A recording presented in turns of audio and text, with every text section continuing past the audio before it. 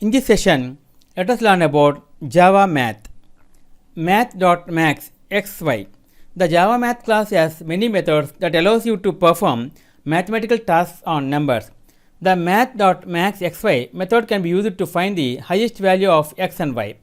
See here the system out print in math.max 510. See here the maximum number 10 was printed. Math.minimum max. The math.min x method can be used to find the lowest value of x and y. See here math.mini 510. The lowest number 10 was printed. Math.square root. The math square root x method returns the square root of x. See here the square root of 64 is math.square root is equal to 8.0. Math.apps y.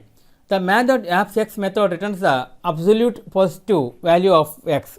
See here math.apps minus 4.7 is equal to 4.7. Random numbers. Math random method returns a random number between 0 to 0 inclusive and 1.0 exclusive. See here while we print using math.random method, see here 0.340 so on it's printed. To get more control over the random number, example you only want a random number between 0 and 100, you can use the following formula. See here the formula was, see here while we execute this code using this integer math random number method, see here star 101 0 to 100, see here it's 11 printed. Okay friends, this is the end of Java part 9 Java Math. In next video let us learn about another topic, Java Booleans.